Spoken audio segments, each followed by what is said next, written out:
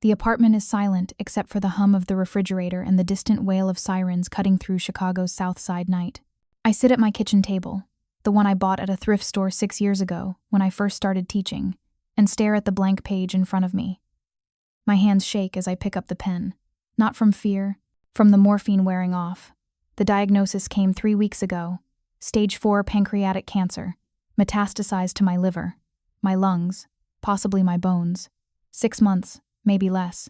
Treatment would buy me time, doctor, Kaplan said, but the kind of time that comes with nausea and hair loss and watching myself waste away in a hospital bed while medical bills buried whatever small legacy I might leave behind. I chose differently. The bottle of pills sits beside the paper. 60 tablets of morphine sulfate, hoarded over 3 weeks of prescriptions. Enough to make sure I go quietly, painlessly, on my own terms. I press pen to paper. To whoever finds this, my name. If you're enjoying this story so far, don't forget to hit the like button and subscribe. Drop a comment telling me where in the world you're watching from. I love hearing from you. Is Elena Russo. I'm 28 years old. I teach 4th grade at Lincoln Elementary on the South Side. I'm writing this because I don't want anyone to think this was an accident or that someone hurt me. This is my choice. I pause, throat tight. The apartment feels too empty. It's been empty since Mom died 2 years ago, since her own cancer took her slowly, agonizingly. I can't do that again. Can't put myself through that dissolution of everything that makes a person human. 3 weeks ago, I was diagnosed with stage 4 pancreatic cancer. The doctors say I have 6 months. Treatment would cost everything I have and everything I don't, and it would only buy me a few more months of pain. I watched my mother die this way. I won't follow that path. I think about Marcus, who finally started reading above grade level this year. About Sophia, whose drawings cover my classroom walls. About Jamal, who told me last week he wants to be a teacher someday. To my students, I'm sorry I won't be there to finish the school year. Keep reading. Keep asking questions. Keep being curious about the world. The pen trembles. I've lost 12 pounds without trying. The cancer is eating me from the inside out, and I can feel it. I'm not afraid of dying. I'm afraid of the dying process, of becoming someone I don't recognize, of losing myself piece by piece. This way is better. This way is mine. I set the pen down with finality. The letter sits on the table, inadequate but complete. I reach for the pill bottle, fingers closing around the plastic. The cap twists off easily. Inside, the white tablets look innocent, almost harmless. I pour them into my palm. 60 tablets. More than enough. My phone buzzes. A text from Sarah, my colleague and closest friend. Still on for coffee tomorrow? I found this amazing place in Wicker Park. Tomorrow, a concept that suddenly feels impossible. I set the phone face down and turn to the glass of water I'd prepared. I've thought this through methodically. 60 tablets with water, taken over 10 minutes. Lie down somewhere comfortable. Sleep will come within an hour. I won't wake up. I pick up the first pill.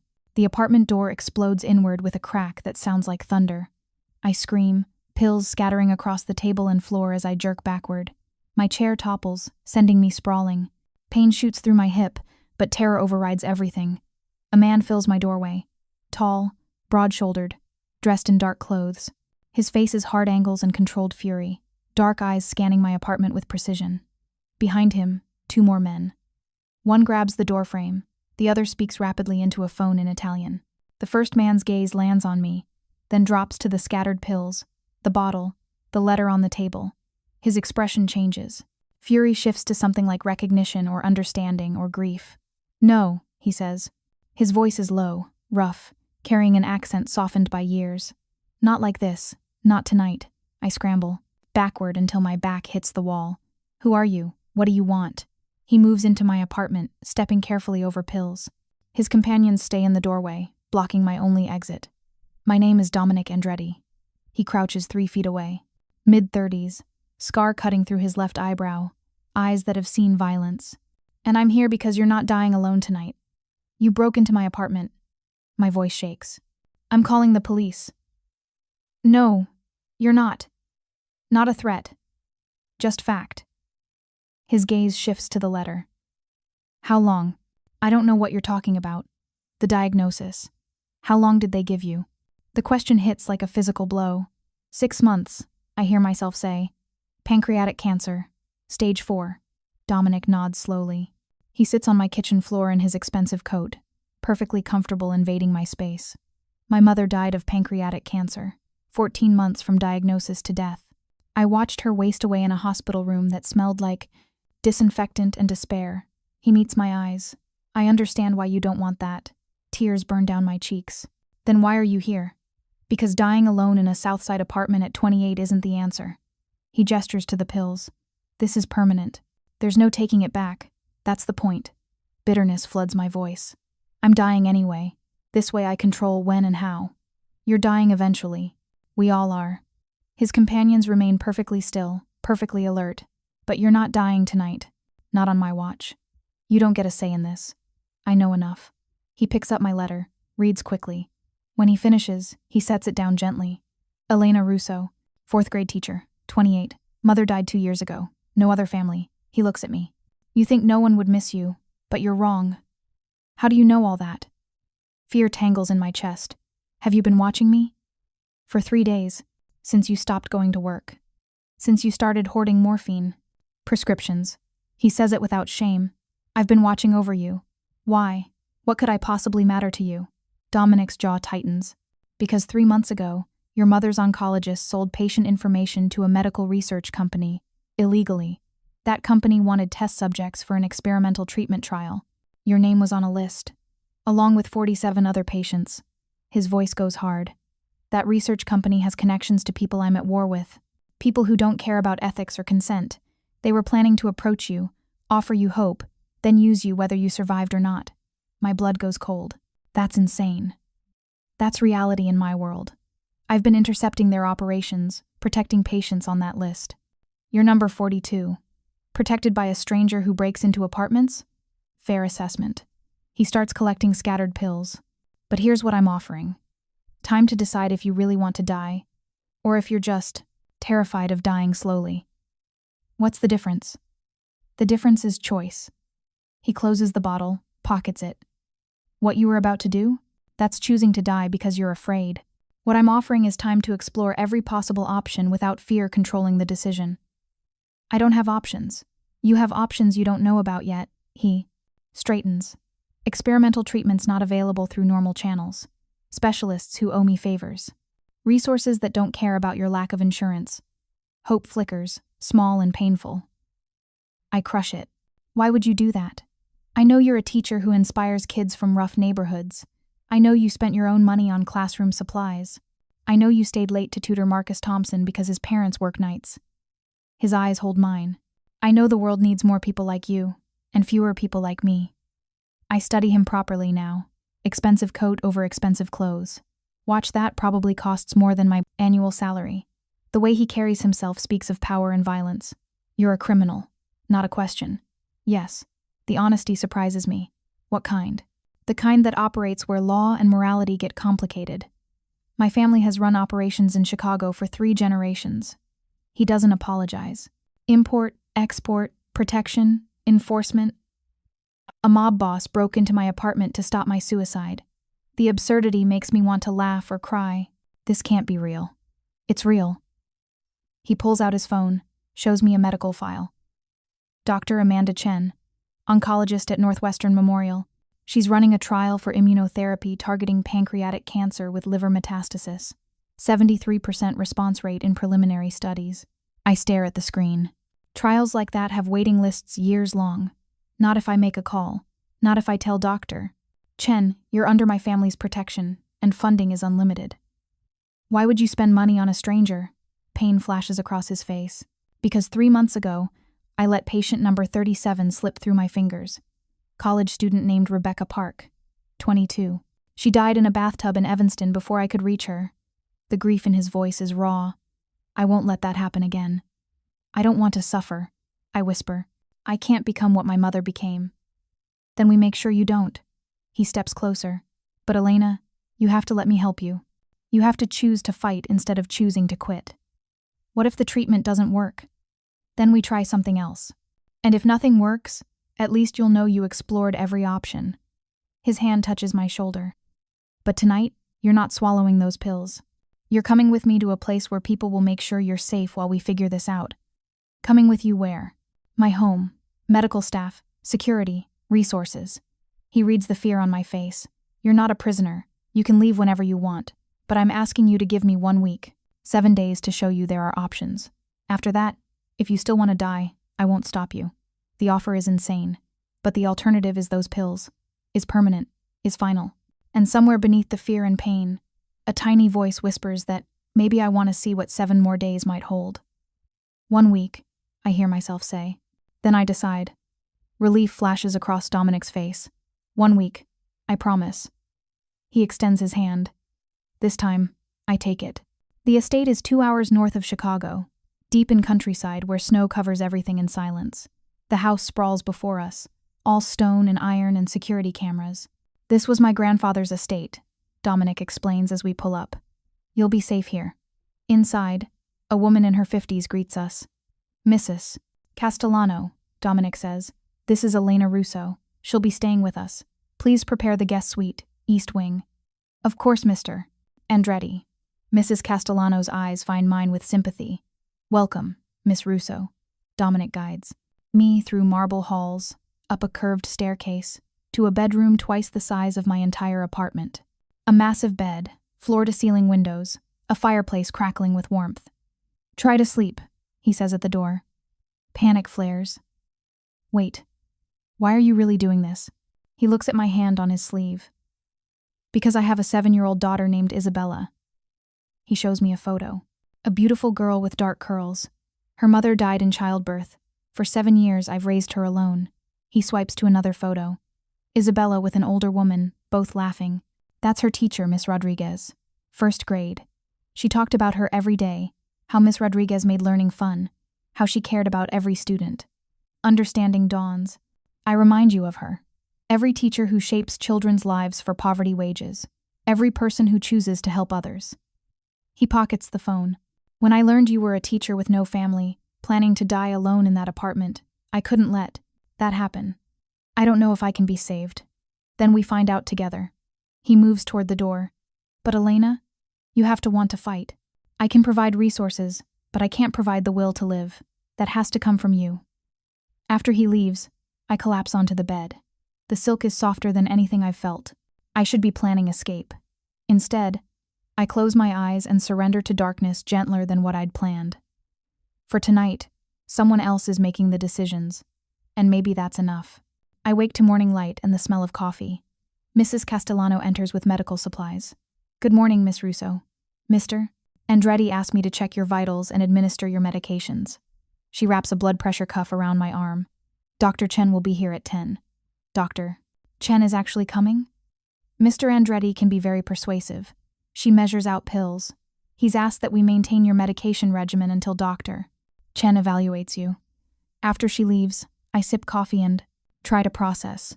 Yesterday, I was planning my death. Today, a renowned oncologist is coming to my borrowed bedroom. At 10 a.m. Precisely, Dr. Chen arrives. She's younger than expected, sharp-eyed and competent. Dominic stands by the window as she examines me. I've reviewed your records, Dr. Chen says. Stage 4 pancreatic cancer with extensive metastasis. Dr. Kaplan recommended palliative care only. He said there wasn't much point in treatment. Dr. Kaplan follows standard protocols. Dr. Chen's voice is careful. But you're 28, otherwise healthy, with no comorbidities. You're exactly the type who might respond to aggressive intervention. She turns her laptop. I'm running a phase 2 trial for combination immunotherapy. Preliminary results are promising. How promising? 73% of participants show measurable tumor reduction. 42% achieve complete response, no detectable cancer on imaging. She pauses.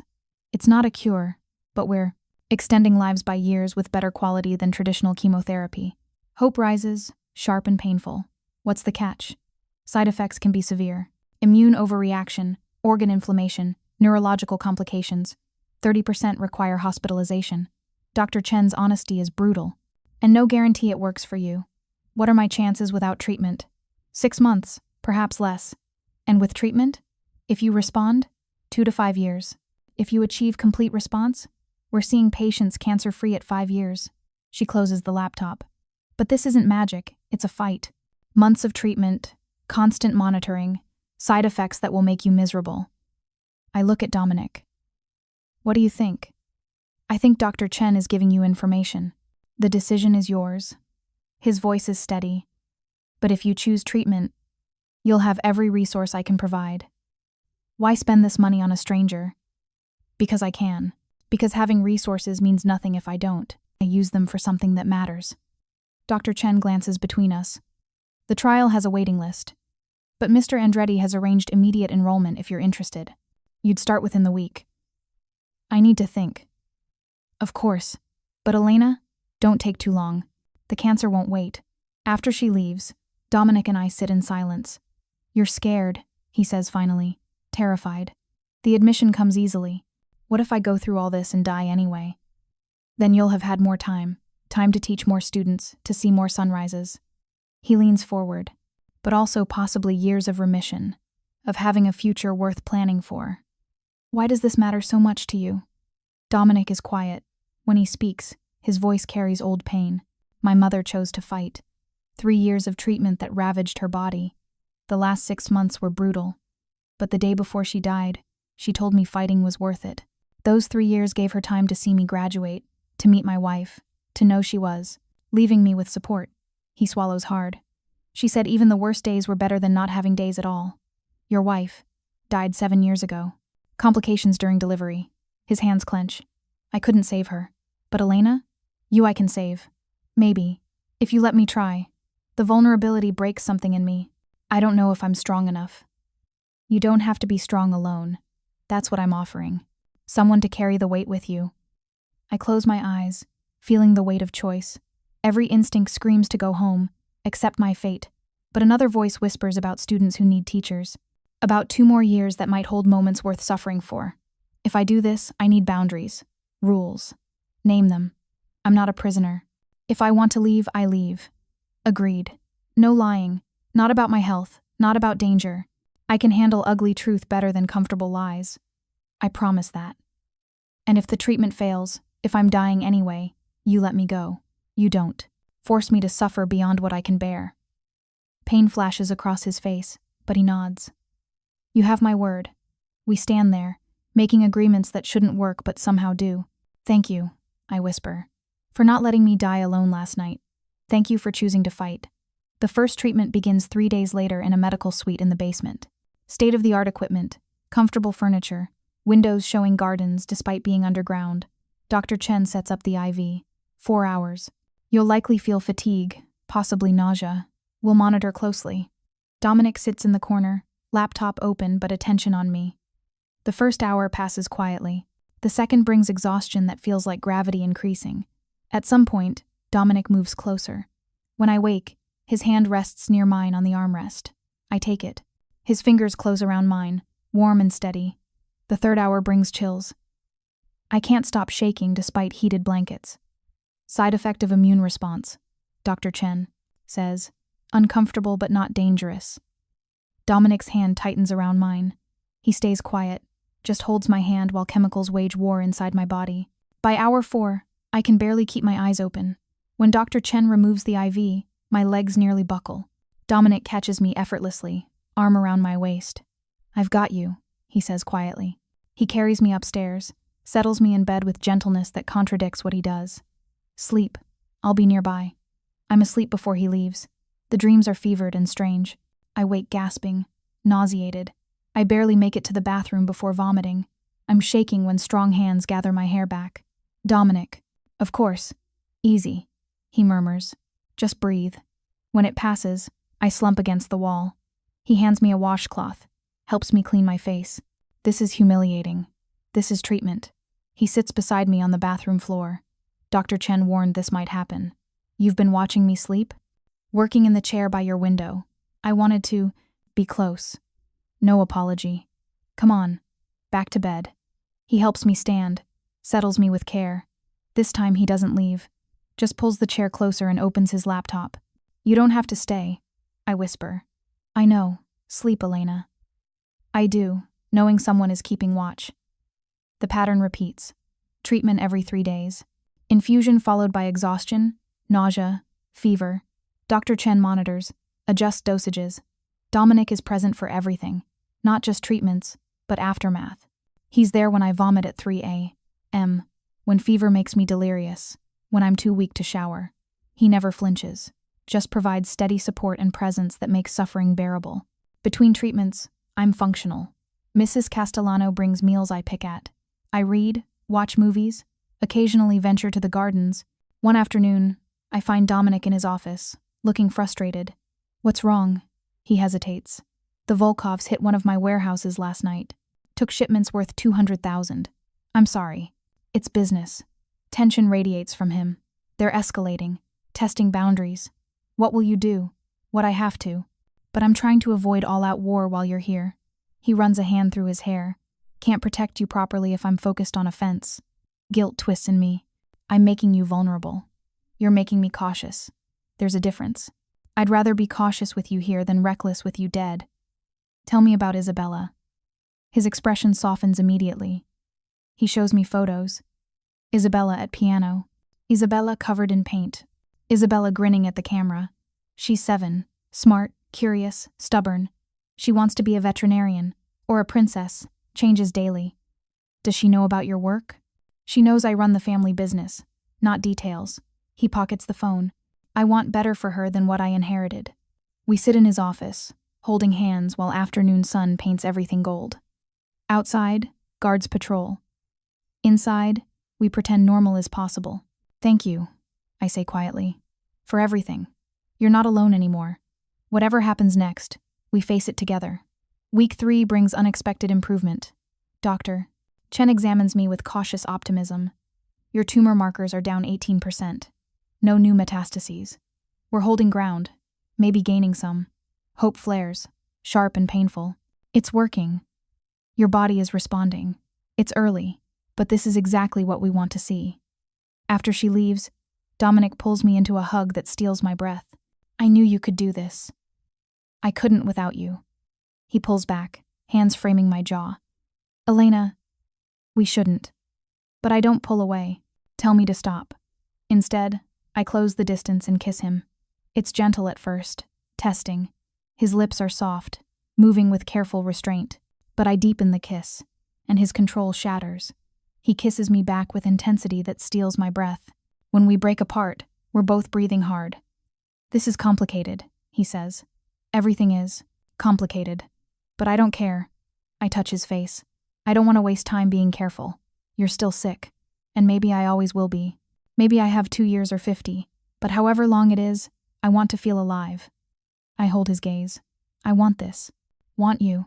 He carries me upstairs to his bedroom, sets me on the bed with gentleness that contradicts his strength. We go slow.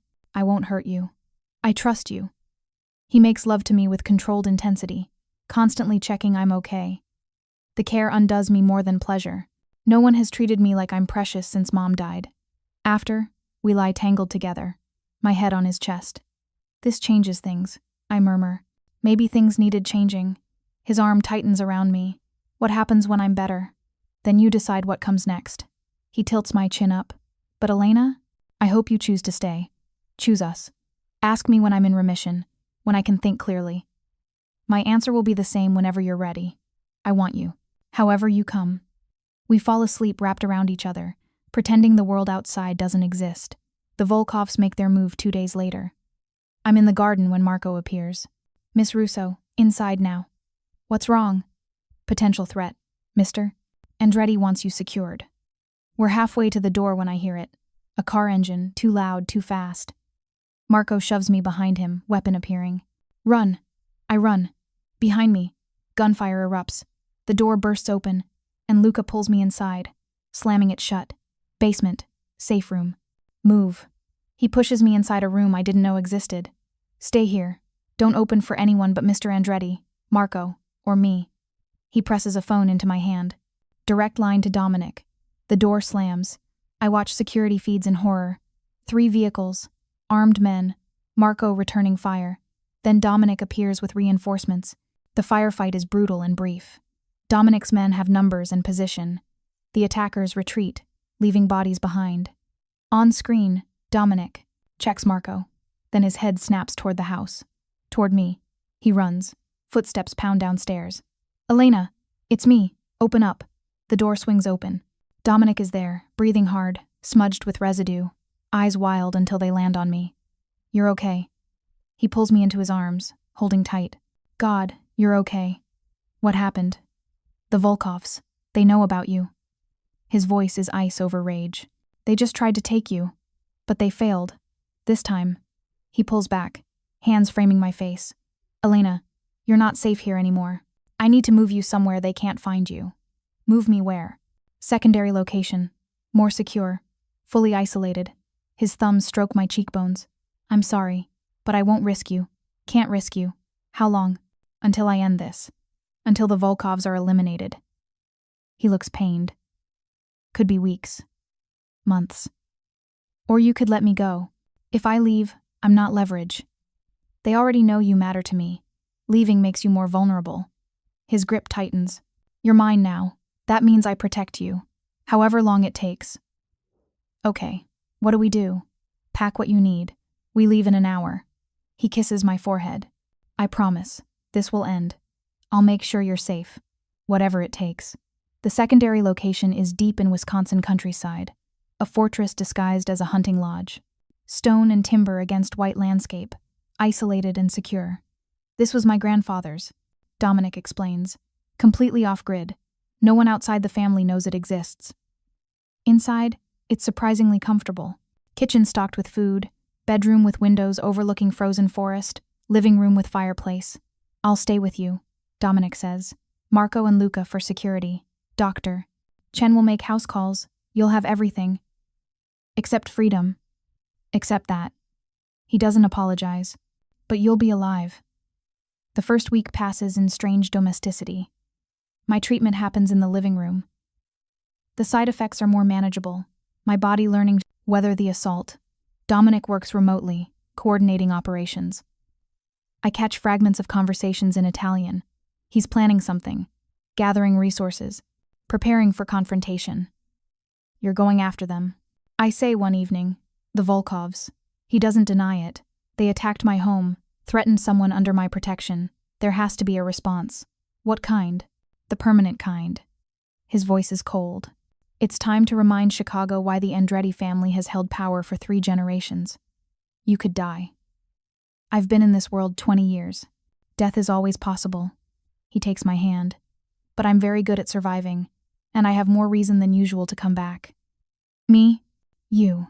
His thumb traces patterns on my palm. Because you're fighting for your life, and I'll be damned if I don't fight just as hard. I pull him close and kiss him. Not desperate or questioning. This is choosing each other with full awareness. Come upstairs with me, he murmurs. We lie together. In darkness, his arms around me. I tell him about my students, Marcus, Sophia, Jamal. Dominic listens, genuinely interested. They need you back, he says when I finish. I might never go back. Then you start somewhere else. There are always paths forward. You just have to survive long enough to find them. What about us? If I survive, what happens? This becomes whatever we choose. His arm tightens. You return to Chicago or stay or move across the country, and I'll be wherever you are. Because, Elena, you've become someone I can't imagine my life without. I'm falling in love with you, I whisper. Which is insane. I'm already in love with you. Have been since I broke down your door and saw you choosing death over suffering. We lie together, declarations hanging between us. Outside, Chicago is 2 hours away. The Volkovs are plotting. Cancer wages war. But here, we're just 2 people who found each other in darkness. I fall asleep in his arms, feeling safer than I have in years. Week 6 brings news that changes everything. Dr. Chen draws blood, runs scans. She's quiet during the exam. What's wrong? I brace for bad news. She looks up, smiling. Your tumor markers are down 42% from baseline. The words don't compute. What? 42% reduction. The primary tumor has shrunk from 6 centimeters to 4. Liver lesions are smaller. No new metastases. She shows me scans. Elena, you're responding better than I hoped. What does that mean? We continue. If this trajectory continues, we could be looking at significant remission. It means you're fighting, and your body is winning. Tears burn down my face. Dominic pulls me into his arms while I sob against his chest. I told you, he murmurs. I told you that you were strong enough. That night we celebrate, but beneath it, tension simmers. Because tomorrow, Dominic leaves to confront the Volkovs. Later, in his bedroom, I hold him tighter. Don't go. Stay here. I can't. This is my war. My responsibility. What if you don't come back? Then Marco brings you to Chicago. Dr. Chen continues your treatment. You survive and live the life I fought to give you. He tilts my chin up. But I'm coming back. I promise. We make love with desperate intensity, trying to memorize each other. Afterward, wrapped around each other, I whisper, I love you. Come back to me. I love you too. And I will. In the morning, he's gone. I spend the day pacing, unable to focus. Evening brings Marco. News? It's done. Boss hit the Volkov safe house at 3. Eliminated Alexei Volkov and 4 lieutenants. The rest scattered. A slight smile. 8. He's at the estate getting stitched up. Shot in the shoulder. Nothing critical. He said to tell you he kept his promise. I'm crying before I realize it, sobbing with relief. 3 hours later, headlights sweep the drive. I run to the door. Dominic emerges, left arm in a sling, face bruised but eyes finding mine immediately. We crash together. You came back. I'm sobbing. I promised. Did you doubt me? Terrified the entire day. Never again. The Volkov threat is eliminated. You're safe now. Completely safe. The war is over. The cancer is retreating. Against impossible odds, we're both still standing. 3 months later, spring arrives. Flowers bloom, windows open, and my latest scans show complete response. No detectable cancer. I'm calling it remission, Dr. Chen says, smiling wide. You're cancer-free, Elena. The words feel impossible. 3 months ago I was dying. Now I have a future. Later, Dominic finds me in the garden. How does it feel? Unreal. I look at him. I was supposed to die 6 months ago. But you didn't. You fought. His hand finds mine. What do you want to do now? 1. Go back to teaching, maybe. Your position is waiting. I've been in contact with Principal Morrison. He pauses.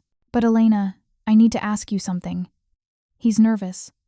Dominic Andretti, crime boss who just eliminated a rival, family, is nervous. These past 6 months have been the most terrifying and beautiful of my life. He pulls out a small box, opens it. Inside is a ring, simple and perfect. I know it's fast. I know we met under insane conditions, but I don't want to wait. Marry me. Not because you owe me. Marry me because we chose each other when everything was dark. Because you make me want to be better. Because I can't imagine my future without you. Tears blur my vision. Dominic, if it's too fast, I'll ask again in 6 months. A year. However long you need. But I needed you to know this isn't temporary. You're the woman I want to spend my life with. I look at this man who broke down my door when I was planning suicide, who funded treatment that saved my life, who held me through pain and fear, who loves his daughter and somehow me. Yes, I whisper. Yes, I'll marry you. Relief washes over his face. He slides the ring on with shaking hands, then pulls me into a kiss that tastes like tears, and laughter, and promise. 6 months later, I stand in my 4th grade classroom at Lincoln Elementary, watching new students file in. They're young and bright and full of potential. If you're hooked on this story, make sure to subscribe and turn on notifications so you never miss an upload. Your support means everything and helps me bring you more emotional stories like this one, and I feel like I'm exactly where I'm supposed to be. Marcus stops by after school, now in 6th grade, to show me his latest A. Miss Russo, I couldn't have done this without you. You did this yourself. I just helped you see what was already there. After he leaves, I gather my things. The wedding is in 2 weeks. Isabella Andretti will be flower girl, already practicing her walk with serious dedication. Dominic picks me up in the parking lot, his transition to legitimate business almost complete. How was your first day back? He asks. Perfect. Exhausting, but perfect. I lean over to kiss him. We drive through Chicago as evening settles, heading toward the estate that's become home. Mrs. Castellano will have dinner ready. Isabella will demand homework help. Dominic and I will steal moments of quiet. It's normal in ways I never thought I'd have again. Do you ever think about that night? I ask. When you broke down my door? Every day. I think about what would have happened if I'd been 5 minutes later. His jaw tightens. If I'd let you choose death over fighting, you saved my life. You saved mine too. You reminded me what's worth protecting. He brings my hand to his lips. You gave me a reason to be better. We pull through the estate gates. Home, safety, future. I'm in remission, married in 2 weeks to a man who loves me fiercely. I'm teaching again. I'm alive when I was supposed to be dead.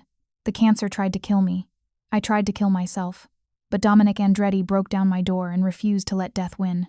Sometimes salvation comes from unexpected places. Sometimes the person who breaks down your door is exactly who you need. Sometimes choosing to fight leads to a future more beautiful than anything you imagined. I'm alive. I'm loved. I'm home. And that's everything. The wedding happens on a perfect October afternoon, when autumn has painted the estate grounds in gold and crimson. 2 weeks became 3 as we finalized details, but now the day has finally arrived. I stand in front of the mirror in what used to be the guest suite, but has become our bedroom, staring at the woman reflected back. The dress is simple ivory silk, falling in soft lines that accommodate a body still recovering its strength. My hair, which had thinned during treatment but never fully fallen out, is pinned with fresh roses from the garden. I look alive. That's the thought that keeps circling. 6 months ago, I was 20 pounds lighter, gray-skinned, hollow-eyed. Now there's color in my cheeks, muscle returning to my frame, light in my eyes that has nothing to do with fever. "You look beautiful," Mrs. Castellano says from the doorway, her voice thick with emotion. In the past 7 months, she's become something like a mother figure, the steady presence that held me together during the worst days. "Mr. Andretti is going to forget how to breathe when he sees you." I'm nervous, I admit, smoothing non-existent wrinkles from the silk. Is that ridiculous? We've been living together for months. We've been through cancer and Russian mobsters and experimental treatment. But I'm nervous about walking down an aisle. That's because this makes it real in a different way. She adjusts my veil with gentle hands. This is choosing each other in front of witnesses, making promises that extend beyond crisis. It's normal to be nervous. A knock interrupts us. Sarah appears, my maid of honor, looking stunning in deep burgundy. She'd been shocked when I finally called her 3 months ago, explaining where I'd been, why I'd disappeared. The conversation had been difficult. How do you tell your best friend you nearly committed suicide, got rescued by a mob boss, and fell in love while fighting stage 4 cancer? But Sarah had listened without judgment, then, driven to the estate the next day to meet Dominic and see for herself that I was okay. She'd grilled him for 2 hours about his intentions, his business, his capacity to keep me safe and happy. By the end, she'd grudgingly admitted that despite everything, we seemed genuine. "Ready?" she asks now, linking her arm through mine. Because there's an extremely nervous Italian man downstairs who looks like he might pace a hole through the marble. I laugh, the sound genuine and light. Let's go before he wears himself out. The ceremony happens in the library, the room where Dr. Chen first offered me hope. Chairs have been arranged for the small gathering, just immediate family and closest friends. Isabella sits in the front row between her grandmother, Dominic's mother Maria, who flew in from Italy, and her nanny. She's wearing a pale pink dress and takes her flower girl duties with 7-year-old seriousness. Marco and Luca stand as groomsmen, both looking uncomfortable in formal suits, but present because they've become part of this strange family. Dr. Chen sits near the back, her presence a reminder of the medical miracle that made this day possible. And at the front, beside the officiant, stands Dominic. He's wearing a perfectly tailored black suit, hair styled but still slightly unruly. And when his eyes find mine as I enter, everything else disappears. The intensity in his gaze makes my breath catch. Not the controlled fury from that first night, but something warmer, deeper. Love mixed with wonder, like he still can't quite believe I'm real, that I'm here, that I chose him. I walk down the makeshift aisle on Sarah's arm, my father having died when I was 15, and when I reach Dominic, he takes my hands with the same gentle certainty he showed that first terrible night. "You're beautiful," he whispers. "Just for me. You're not so bad yourself." I manage, voice shaking with emotion. The officiant begins, but I barely hear the words. I'm too focused on Dominic's face, on the way his thumbs trace patterns on my hands, on the weight of this moment. We're choosing each other not out of desperation or crisis, but because we've seen each other at our absolute worst and decided that's exactly who we want to build a life with. When it's time for vows, Dominic speaks first. His voice is steady despite the emotion in his eyes. "Elena, 7 months ago I broke down your door, expecting to save someone who'd given up. Instead, I found someone who taught me what real courage looks like. You fought cancer when you had every reason to quit. You chose life when death seemed easier. You looked at my world, at violence and crime and danger, and decided I was worth loving anyway." He pauses, swallowing hard. You make me want to be better than what I am. You remind me every day that some things are worth protecting not because they're mine, but because they're precious. I promise to spend the rest of my life keeping you safe, making you laugh, and fighting beside you through whatever comes next. I love you, Elena Russo. Today, tomorrow, always. Tears stream down my face as I squeeze his hands. When I speak, my voice cracks but holds. Dominic, you saved my life in every way a person can be saved. You saw me at my lowest and refused to let me disappear into darkness. You held me through pain I couldn't bear alone. You taught me that love isn't just about the good days. It's about someone willing to sit on the bathroom floor at 3 a.m. while you vomit from treatment. You gave me reasons to fight when I'd forgotten how to want anything. I blink back tears. I promise to keep fighting, keep living, keep choosing you every single day. I promise to help you build the legitimate life you want for Isabella. I promise that whatever shadows you carry from your world, you'll never carry them alone. I love you, Dominic Andretti. You're my last choice and my best choice, and I'm so grateful you broke down my door. The officiant pronounces us married, and Dominic kisses me like we're the only two people in the world. When we break apart, everyone is crying, Mrs. Castellano, Sarah, even Marco looks suspiciously misty-eyed. Isabella rushes forward, wrapping her arms around both of us. Does this mean you're my mom now? She asks me with 7-year-old directness. The question catches me off guard. Dominic and I haven't discussed exactly what my role in Isabella's life will be. But looking at this beautiful little girl who's already started calling me Elena instead of Miss Russo, who shows me her homework and asks me to read bedtime stories, the answer feels obvious. If you want me to be, I say carefully, I could never replace your real mom, but I could be someone who loves you and takes care of you and is always here for you. Isabella considers this with the seriousness children bring to important decisions. Like a bonus mom? Exactly like that. Okay, I'd like that. She hugs me tighter. Daddy's been happier since you came. And you make really good pancakes. Everyone laughs, the moment breaking the emotional tension. Dominic scoops Isabella up with his good arm, the shoulder wound still healing but functional, and extends his other hand to me. Ready to celebrate, Mrs. Andretti? The name sends a thrill through me. Lead the way, Mr. Andretti. The reception happens in the conservatory, transformed with lights and flowers and tables laden with food. Mrs. Castellano and her team spent days preparing. It's small and intimate, maybe 30 people total, but perfect. We eat and drink and dance to music from a string quartet. Dominic holds me close during our first dance, one hand at my waist, the other cradling my hand against his chest. What are you thinking? He asks as we sway. That 7 months ago I was planning my funeral, and now I'm dancing at my wedding. I rest my head against his shoulder. Life is strange and beautiful and completely unpredictable. Are you happy? Happier than I knew was possible. I pull back to look at him. Are you? Happy, I mean. You married a formerly dying teacher with no money, no family, nothing to bring to this except myself. You brought yourself. That's everything. His hand tightens on my waist. You brought light into a life that had become too dark. You brought Isabella a mother figure who actually cares about shaping young minds. You brought me a reason to transition out of the life my grandfather built and into something better. He leans down to whisper against my ear. And you brought me love I didn't know I needed. So yes, Elena, I'm happy. The song ends, and other couples join the floor. Marco, surprisingly graceful, dances with Sarah. Luca somehow ended up with Dr. Chen, both looking slightly awkward but gamely trying. Isabella spins with Mrs. Castellano, giggling as the older woman teaches her a simple waltz. Dominic's mother approaches us, elegant in dark blue silk. Maria Andretti is 72 but moves like someone decades younger, with the same intensity as her son but tempered by years and wisdom. May I steal my new daughter-in-law for a moment? She asks Dominic in English, accented by decades in Italy. Of course, Mama. He kisses my hand before releasing me. Don't let her interrogate you too badly. Maria leads me to a quieter corner of the conservatory, near windows overlooking the gardens. She's been polite but reserved since arriving, and I've been nervous about her opinion of me, the American teacher who captured her son's heart under bizarre circumstances. You're worried I disapprove, she says bluntly, reading my expression. That I think my son made a mistake marrying someone from outside our world. I wouldn't blame you if you did. Then you misunderstand me. She takes my hand, her grip surprisingly strong.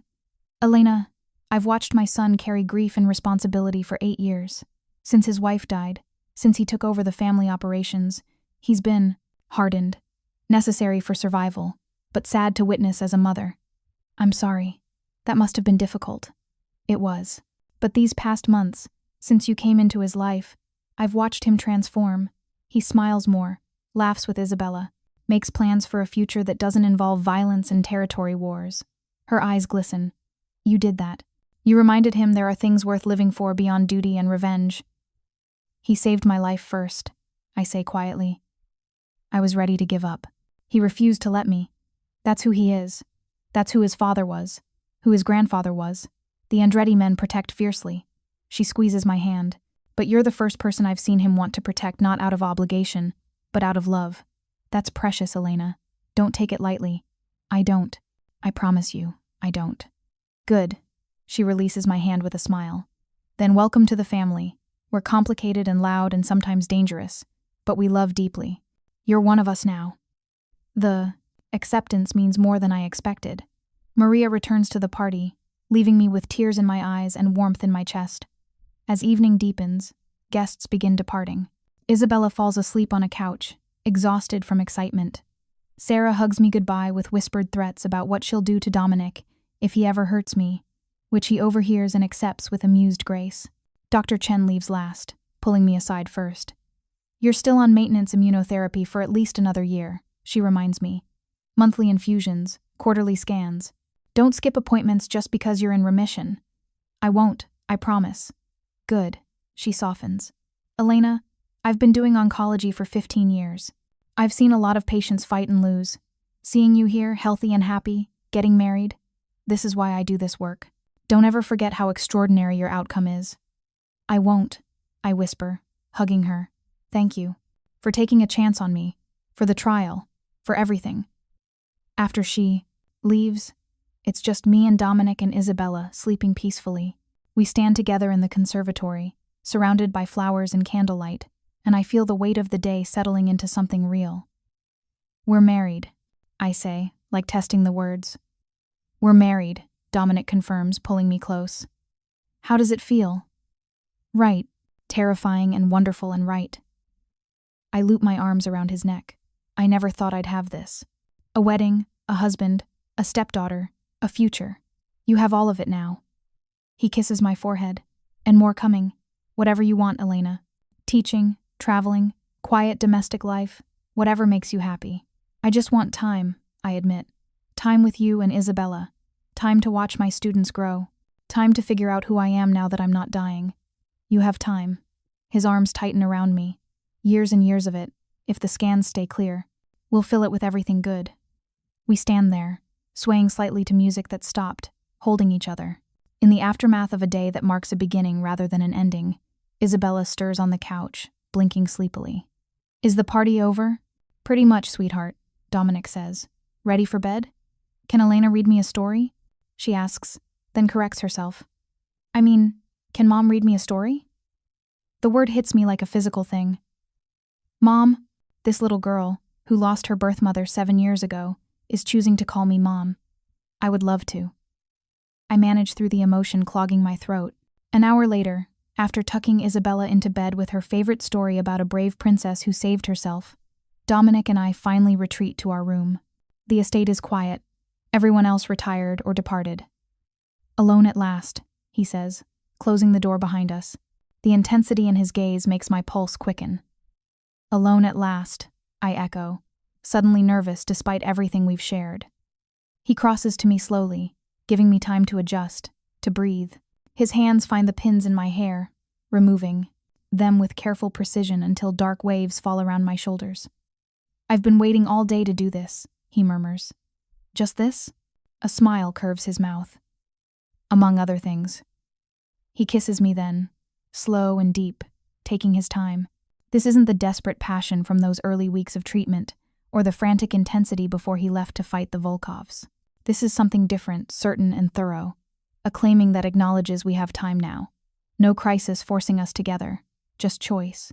His hands find the zipper of my dress, lowering it slowly. The silk pools at my feet, leaving me in ivory lingerie. Sarah insisted I buy for tonight. Dominic's breath catches. You're so beautiful, he says, voice rough. And you're mine now. Legally, officially mine. Yours? I agree, reaching for his tie. And you're mine. The mob boss who broke down my door and refused to let me die. Your mob boss, he corrects, shrugging out of his jacket. Though technically I'm transitioning to legitimate businessman. How's that going? Slowly, carefully, but making progress. He pulls me close, skin against skin. The last shipment of illegal goods moved through last month. Everything now is legal. Imports wine, olive oil, artisan goods from Italy. It's less profitable but more sustainable. For Isabella. And for you. So you never have to worry about the police showing up or rivals targeting our family.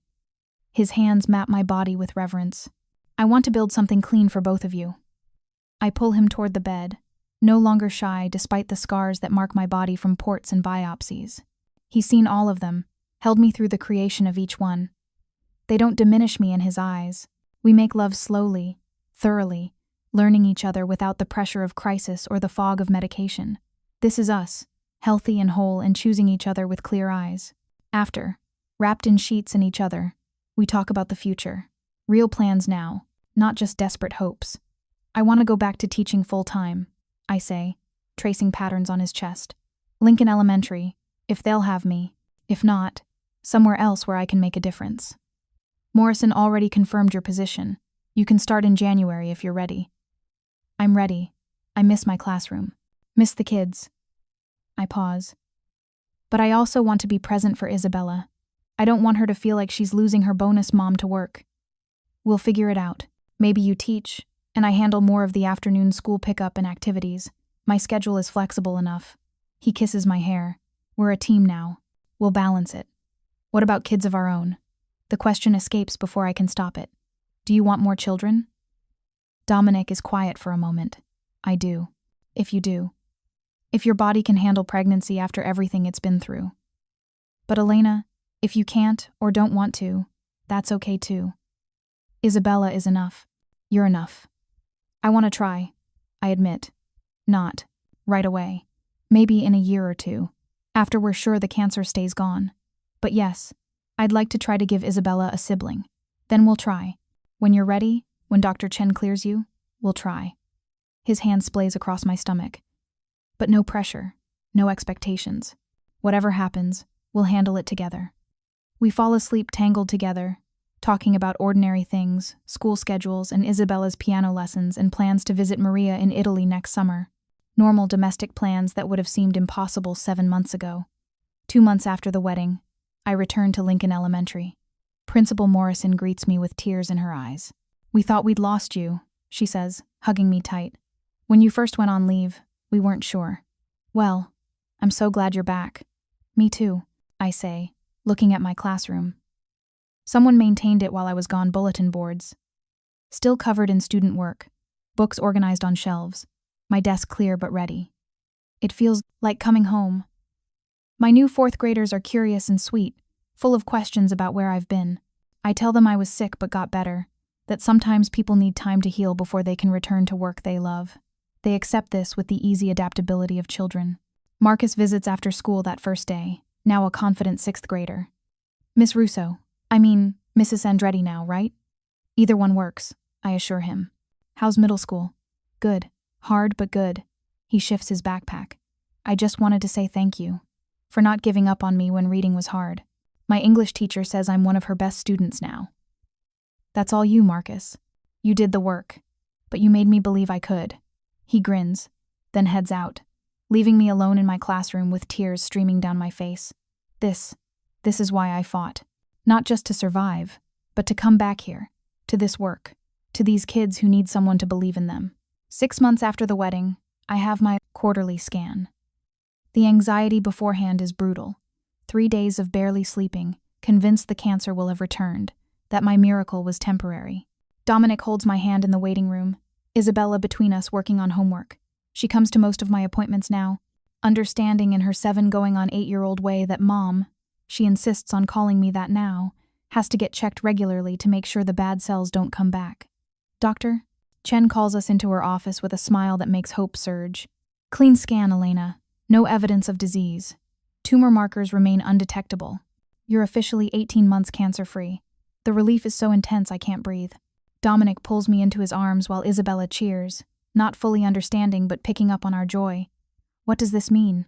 I ask when I can speak. It means we're cautiously optimistic. Pancreatic cancer can recur, so we'll continue monitoring. But every clean scan reduces the likelihood. You're doing everything right, maintaining treatment schedule, staying healthy, managing stress. Keep doing that. I will. God, I will. In the car afterward, Dominic takes my hand. How do you feel? Like I can breathe again. Like maybe I actually have a future. I look at him. Like we can start planning for that baby we talked about. His eyes widen. You're ready? Not immediately. But maybe in 6 months? After my next clean scan? I want to talk to Dr. Chen about it. Make sure my body can handle pregnancy, but... I squeeze his hand. Yes, I'm ready to try. That night, we celebrate quietly at home. Isabella in bed early. Mrs. Castellano having left us a beautiful dinner. Candles making everything soft and warm. To 18 months, Dominic toasts with wine, sparkling cider for me until I'm fully clear to drink. To many more years to come. To you, I counter. For not letting me give up. For breaking down my door and refusing to take no for an answer. To us, he amends. For choosing each other every day. We clink glasses, and I feel the weight of gratitude so intense it's almost painful.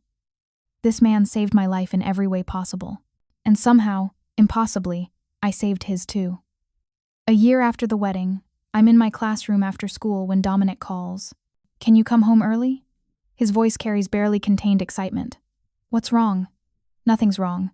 Just, can you come home? I drive back to the estate, curious and slightly worried. When I walk in, Isabella rushes to greet me, practically vibrating with excitement. We have a surprise. Dominic appears, grinning like a kid. Come with me. He leads me to what used to be a storage room on the second floor. The door opens to reveal a completely transformed space, soft yellow walls, a crib already assembled, a rocking chair by the window, shelves waiting for books and toys. A nursery? My hand goes to my stomach, confused. But I'm not pregnant yet. We were going to start trying next month after. My scan, I know. But I wanted it ready. He pulls me into the room. When you do get pregnant, when we do have a baby, I want you to walk in here and see that everything is prepared, that you don't have to worry about logistics or preparation, just about growing our child. Tears blur my vision. You did all this? Isabella helped pick colors. Mrs. Castellano advised on practical items. But yes, I did this. He wraps his arms around me from behind, both of us looking at the empty nursery full of promise. Because I believe in our future, Elena. I believe you're going to stay healthy, and we're going to have more children, and Isabella is going to be an amazing big sister. I love you, I whisper. So much it scares me sometimes. I love you too, and I'm not scared anymore. I used to be terrified of losing you like I lost Sophia, like I lost Isabella's mother. But you taught me that being afraid doesn't protect anyone. Fighting for what we want, that's what matters. We stand in the nursery, imagining the future we're building together. A future that includes more children, more love, more life than either of us dared hope for a year ago. That night, after Isabella is asleep and we're alone in our room, Dominic pulls me close. I have something else to tell you, he says. The Andretti operations are now fully legitimate. As of yesterday, we've completed the transition. Everything we do is legal, traceable, clean. Everything? Everything. No more territory disputes, no more protection rackets, no more operating in gray areas. Just import business, investment properties, legitimate enterprises. He frames my face with his hands. I did it for Isabella, so she can inherit something she's proud of. But I also did it for you, so you never have to worry about my world endangering you or our future children. That couldn't have been easy. Your family built this over 3 generations. They built it because they had no other options. But I have options now, and I choose a different path. He kisses me softly. I choose you, our family, and a life where I don't carry blood on my hands. We make love that night with the weight of promise and possibility. 2 people who survived impossible odds and chose to build something beautiful from the ashes of what could have destroyed them. Later, lying in darkness, I think about the pills scattered across my kitchen floor, the letter that said goodbye to a life I thought was ending. I think about Dominic breaking down my door with fury and determination, refusing to let me quit. And I think about everything that's come since the treatment that saved me, the love that healed me, the family that chose me, the future that stretches ahead full of promise. Thank you, I whisper to Dominic, who's almost asleep. For not being 5 minutes later that night, for caring about a stranger, for giving me reasons to fight. Thank you for fighting, he murmurs back, for choosing life, for choosing me. We fall asleep wrapped around each other. And I dream of classrooms full of students, of Isabella teaching a younger sibling to read, of growing old with this man who saw me at my absolute worst and decided I was worth saving. Sometimes salvation comes from the most unexpected places. Sometimes the person who breaks down your door is exactly who you need. And sometimes, when you're ready to give up, life sends someone who refuses to let you quit. I was dying. I tried to die. But Dominic Andretti broke down my door, and in doing so, he gave me back my life. And now, against all odds, we're building a future neither of us dreamed was possible. I'm alive. I'm loved. I'm home. And every day, I choose to keep fighting, keep loving, keep living this beautiful, impossible life we've created together. That's enough. More than enough. It's everything. Thank you so much for watching until the end. If you loved this story, check out the other videos on your screen now. I think you'll really enjoy them. And don't forget to subscribe if you haven't already. See you in the next story.